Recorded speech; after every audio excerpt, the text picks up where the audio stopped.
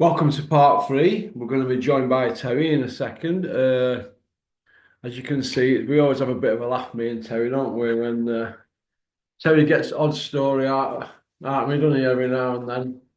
And it's all good stuff. It's all good stuff. But getting back to what you were saying there about Chris, I'm not going to go into too much detail on this, but when he had a gym with Bombay Dave, aka Dave Caldwell.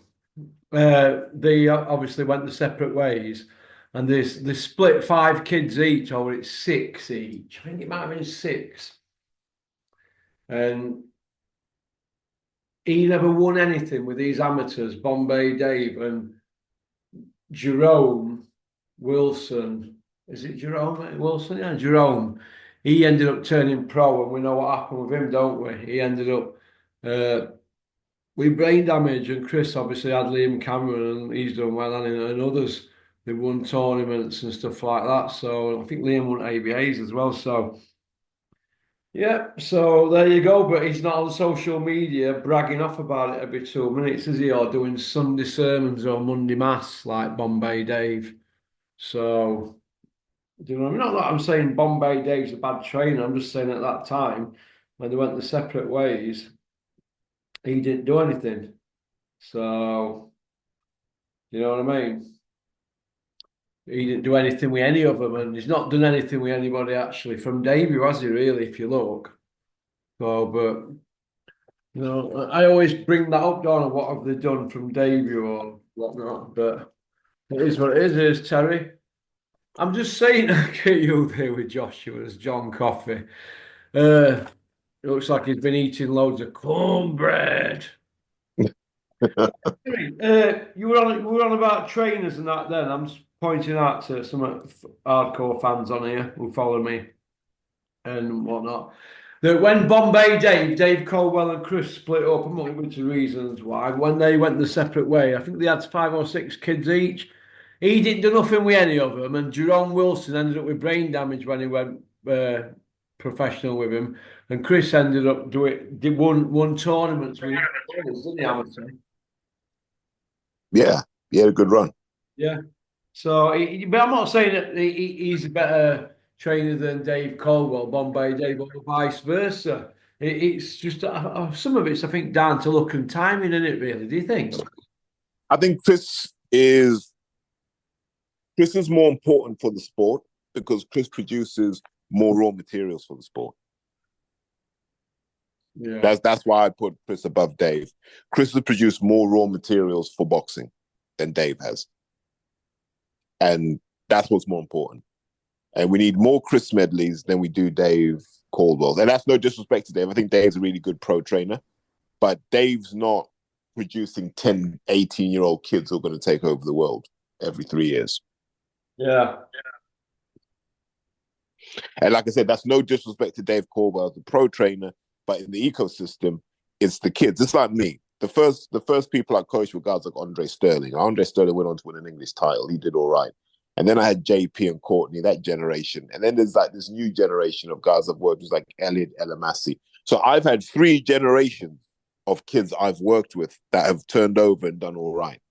Do you know what I mean? So you've got to be in those situations where you're just creating the raw materials for the sport to thrive for me.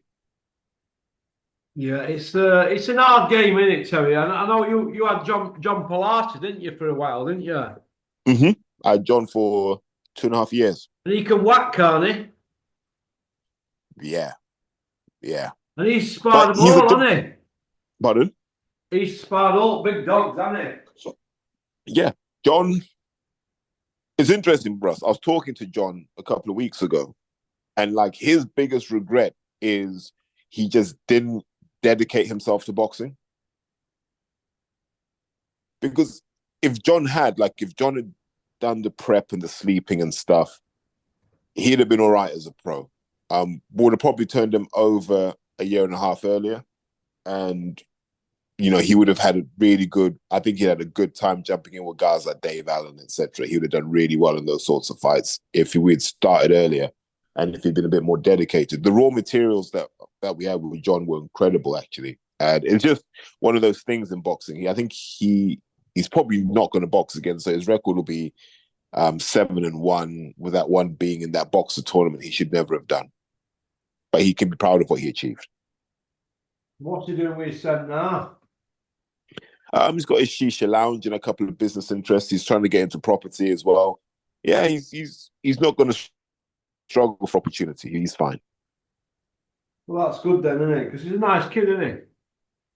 Yeah, he's a lovely guy. You know, like, he's the sort of guy you want in a gym because he just lifts the place. Like, he's got good spirit about him. Yeah. And he's a man of honor. Like, if you're loyal to John, he's loyal to you. You know, like when David A and people like that come in that gym, and you get like young John Palatos and all that, they tend to like watch everything they do, don't they, and stuff like that. Yes, but it also does. It normalizes the phenomenal. So before you meet someone like David Hay, you assume that they're doing all of this kind of Superman training, that they're doing the stuff that you don't even know about. You spend a couple of camps with them and you're like, well, actually, not that far away. We're doing a lot of the right things. And so I think that gave him a lot of confidence as well. It gives young kids a lot of confidence being around pros, because you realize that what these guys are doing isn't like, they're not doing anything space age. It's just doing the really simple stuff well and doing it consistently. Yeah, okay. Hughie Fury is fighting TBA on the 4th of April, and he's 31 in September, Hughie. What's going on here? That's a real 50-50 right there, mate. That's a proper 50-50 fight. Hughie against TBA? Yeah. Well, it's no name. There's no name. He's become irrelevant very quickly, hasn't he? And he can't find a path to relevance. Now, why doesn't his old man just put his hand in his pocket and say, I'll pay an opponent. I'll pay Tony Yoka to fight Hughie. Well, this will be his 4th fight since last April. So he's been busier than ever. But it's also his 4th fight since 2021. So yeah. So at what point does his career start getting serious? Would be my question. you know what I mean? Because he's been out of action since 2021 October. Apart from these 3 fights, he's had Konstantin Dobyshenko 10-15-1, Patrick Corte 21-3-1, and Christian Thun 9-1.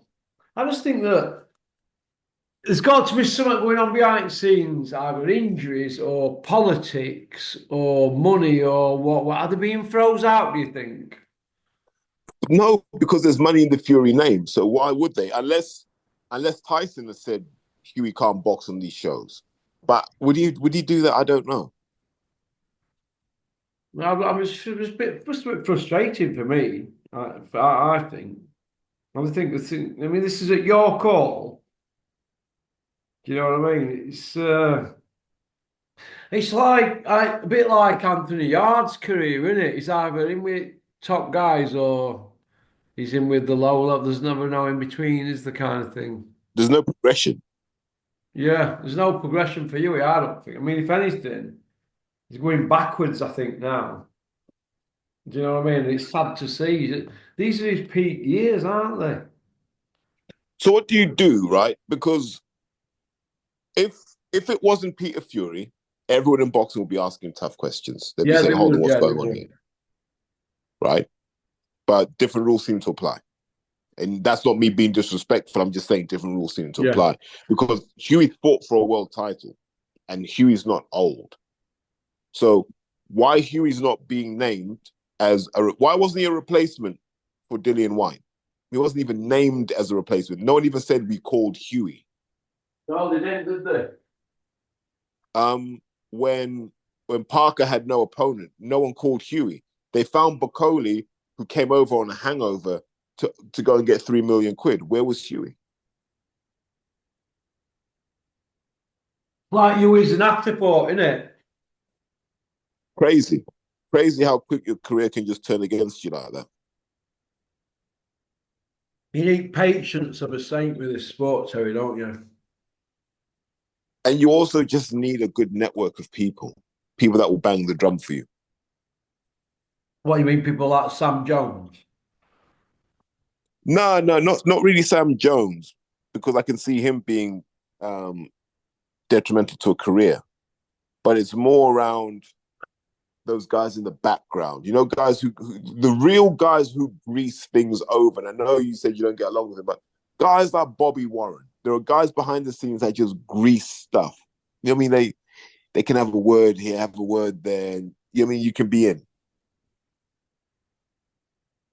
They're all stages, aren't they, them guys, your Bobby Warrens and them, but they've been around it that long, they know what's going to happen, don't they? Yeah, there's also some younger guys who are like that. If you've just got good relationships, it's like me, Russ.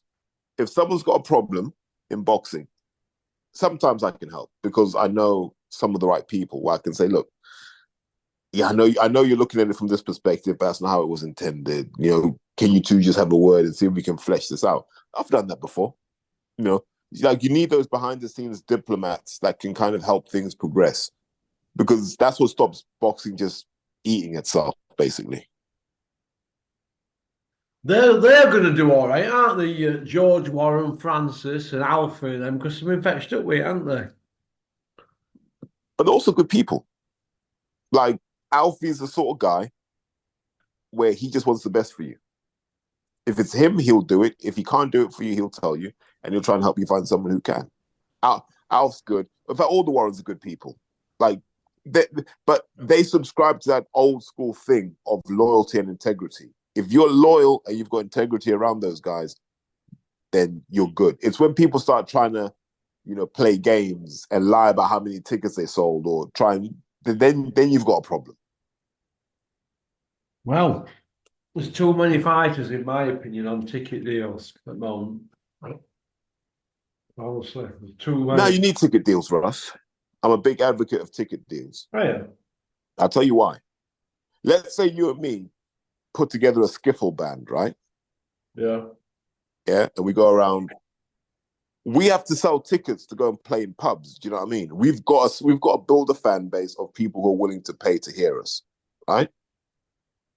If we go and perform, I don't know, in your local pub, the landlord's like, well, who are you bringing? And I've got to be able to say, I can bring 60 people to your pub. Yeah. And he's like, okay, they're going to spend money. I'm like, yeah, we're all about drinking. Now they're going to put me on, right? And then when I play there, there'll be another 30 people who are like, oh, I quite like this guy. Next time I'm on, they might come. And it's the way you prove that you're actually valuable by going out and selling tickets. Well, Ricky Because what Hatton else are you did doing with it. your time? Ricky Hatton did it, didn't he? Yeah, Ricky sold tickets. Didn't need to, but still sold tickets. Joshua sold tickets. Like everyone has had to sell tickets because you have to know what it's like. I mean, look, if we're boxing fans, we want the boxers to be as close to us as they can be, you know, within like reason. And one of the ways you do that's by selling tickets on your way up. I tell boxers this all the time. If you fight third or fourth on the show, let's say you get a stoppage, make sure you spend an hour after that fight in the crowd talking to people, shaking hands, going, look, come to the next fight is going to be explosive. Take pictures with their kids. Tell the wife she looks beautiful. All of that stuff. So when they leave, they go, wasn't that boxer amazing? I'll watch him again. I'll follow him again. I'll tweet about him. This is going on Instagram. Once you do that, that's what Dave Allen did. That was Dave Allen's whole model. Yeah. But he didn't do tickets though, did he? He just got popular on social media. But which worked for Hearn. Hearn didn't need him to sell tickets. Hearn needed him to grow the footprint of the build-up, and Dave would do that. And so that proved that people wanted to see Dave Allen. And so Hearn's like, cool, I can put this Dave Allen guy on, and he's going to do numbers for me on TV. Well, I hope But he smashes Fisher up. I do honestly. Do you know what? I've had to go buy that billboard again today. Do you know near Tube Shelf Services? We which one? Danny Fudd on it in his boxer shorts laid on a settee. Oh my god, Do you know what I mean? Bosh. mate! You know what we're going to do, Russ? What? We're going to put it to your fans. Can we get a whip around to get Russ a ticket on May 17th to Fisher Allen 2? Get Russ set up in a hotel, all of that stuff there, right? And Russ has got to go to the weigh-in. Well, And if Clifton the won't let me in. I've already spoke to him. He said, I can't get you in. Eddie's don't want you in. He already told me in Nottingham at a Lee Wood press conference. Me and Max went, didn't we, when I chased that Michael around the streets? me and Max. So, he come up to me at Clifton and he explained what situations. I'm still not allowed in matchroom shows. So mate, we'll get you in that hotel. We'll get you in the Matchroom Hotel as a get guest. me in And a you can hotel. have They can't stop that. I'll go straight up to Daddy Fudd. I said, me and you, come on, let's have a Cantonese. mate, do you know what he'll say? He'll Yeah. say, I always wanted to be Porky Russ before the gastric ban. Yeah. Now, is he going to have I, a gastric? He needs one, doesn't he? It'll save his life, you know. I bet any money he's got Porky Russ posters, and he's probably got like a 3 kilo chain as well. What, like my old anchor one? Yeah. I don't know. How do you really see that fight going, though, Johnny Fisher and Dave Allen? How do you see it going, Terry? Do you see Fisher pulling out? No, I think Fisher's got to go through it the same way Ben Whittaker's got to go through the Liam Cameron fight again. Like, it will always hang over you if you swerve it. So I think he's got to take the fight. I think he will take the fight.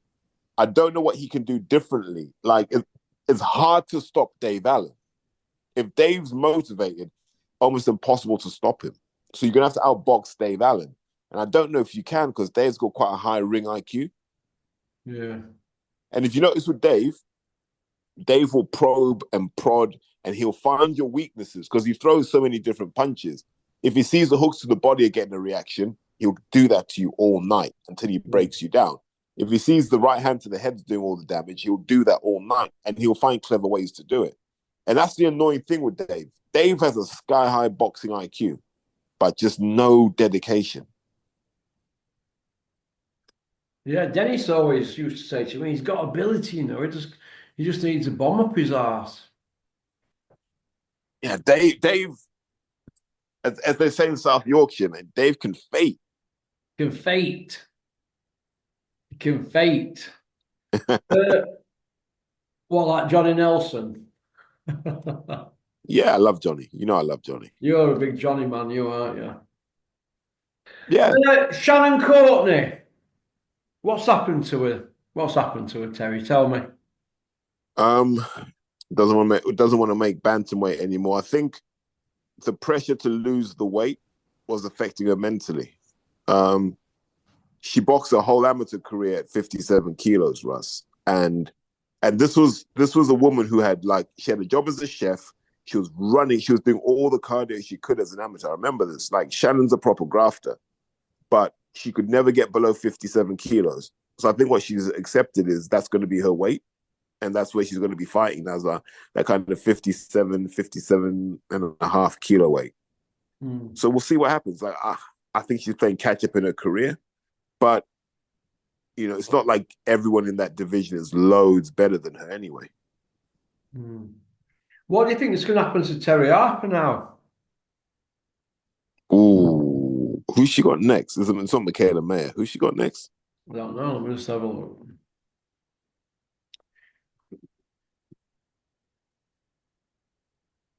It's all gone quiet for Terry Harper, hasn't it? Ooh, where's Steffi? We don't know where he is. He's the missing man, isn't Yeah, no one's seen Steffi Bull for like 500 years. he? He's like not even on social media no more, is he? It's almost like he hasn't got a phone. Terry Harper, 15, 2-2, age 28. Natalie Zimmerman, 23rd of May, for the WBO World Lightweight. Is that an Izzy show? That is let's have a look. It's Izzy Asif, GMB. Yeah. Maxi Hughes headlines, Terry Harper, Ellie Halliwell, Stevie Levy, Tysey Gallagher, Ebony Jones, Reese Mould, Lewis Sylvester, James Flint, Haytham, Lemos, Joe Hayden, Lewis Boo, that's Dave Allen's lad, isn't it? Joe Hayden, Taz Needham, TBA, Eddie Hardy, TBA. Do you remember that Eddie Hardy who smashed Campbell Hatton up? I interviewed him, didn't I? In a Yeah, Mick Wales amateur show about 4 or 5 years ago.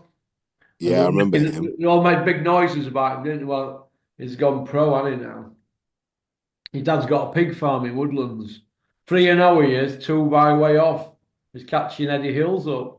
Mate, how can the pig farm not sponsor Porky's Corner? I know, yeah, I should get down there, shouldn't I? And do some filming at his dad's pig farm. Mate, you get there, you get to the pen, they'll be like, welcome home, brother. You start. What's happening to Ellie Scottney? Free agent. Free agent now, From yeah? from what I understand, she's a free agent. And I think Hearn's probably going to put pressure on her to say, look, we'll sign you for another 3-fight deal, but you got to fight Sky Nicholson. Sky Nicholson. Yeah, Nobody's going to get a decision against her, are they? Well, no. On an Eddie show, because everybody knows that it's Eddie's little bit of fluff in it. Yeah, so Ellie's got a decision to make, in my opinion. Like, does she go with Eddie, knowing that Shane doesn't have anyone else with Eddie, or does she go with Sky, knowing that that's kind of where Shane's committing his energy to helping Sky develop? So I don't know. She's got a decision to make. Okay. You want to add, Terry? Yeah, What? the rate. What you got planned for the weekend? Um, Good question, Russ.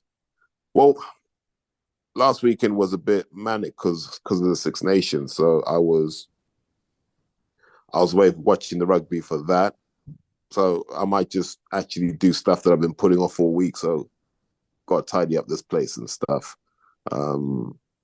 No running repairs, but go buy light bulbs and stuff. That domestic boring stuff, and then we'll just take it from there, mate. Go on, Terry, putting light bulbs in and all that, eh? Hey, Are you going out for a pint?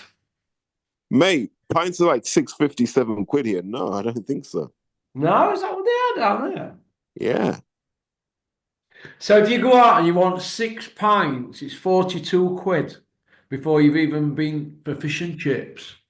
exactly. Right? I bet fish and chips is 20 quid down your way, innit? That's still reasonable. Yeah. Do you ever go for fish and chips, Terry? I love fish and chips, mate. I Yeah. absolutely love it. Like when I first came to England, like I was hooked on fish and chips for ages. I was like, I want to Oh, eat yeah. fish and chips. Yeah, because I love the idea of just the batter around the fish. I was like, what? What the hell is this? Terry. You were listening when last time I went out with you. We went to that place in Cunnersbury. You had burger and I had chips. the burger there. That burger was massively underrated, mate. That was necessary. Kenny's Chippy. Kenny's No, fish it was bar, is it? seashells. Eh? Wasn't it seashells? Something like that. I forget that. That used to be a nightclub. It used to be called Spinky's. Then it was called Venue. It's Yeah, now a fish and chip place now. For a raw proper restaurant in it and all eating. yeah. I think it's called Kenny's or something like that. But yeah, that's one of the first times I've been in there actually. If I go out, I like just have fish and peas. I'm not a chip man, but you were there with burger with stick through it, weren't you? Yeah, they had to hold it together. I think I've got like a double burger. Okie dokie then. Well, listen, thanks for coming on. We've had a good laugh today, haven't we? Nice to have a catch up. Yeah. You too, mate. Okay, Have a great weekend. Where you going to be? You going to be in Birmingham? Yeah. You enjoying it down there? Yeah, it's all right. Yeah. Okay. Get a chance to meet some of your Birmingham fans down there? No, I don't really have it with anybody down here. I've met a guy from Dog Track, Perry Bar Dog Track in Linden. If you're watching, I lost my phone, didn't I? He's the only person I really met, so I don't really have it with anybody down there. Oh, Dale Hey, Nichols listen, is anyone from want to see next Porky village, in isn't he? Birmingham? Hit him in the Do comments. you remember Dale Anyone that wants to see, Nichols? Sorry, go hmm? on. So anyone that wants to see Porky Russ in Birmingham, hit him up in the comments, man. Let Porky do a few pub tours of Birmingham. Dale Nichols is from next village, isn't he? Litchfield. Okay. But Litchfield, Trent I said, Valley. I'm coming All around to see you because I've got his address. You went, "What the fun, innit?" right. I fired him off at commission. Oh, all right then, mate. Listen, you take All care. right. Take care, pal. Cheers, mate. Bye bye. Right, bye.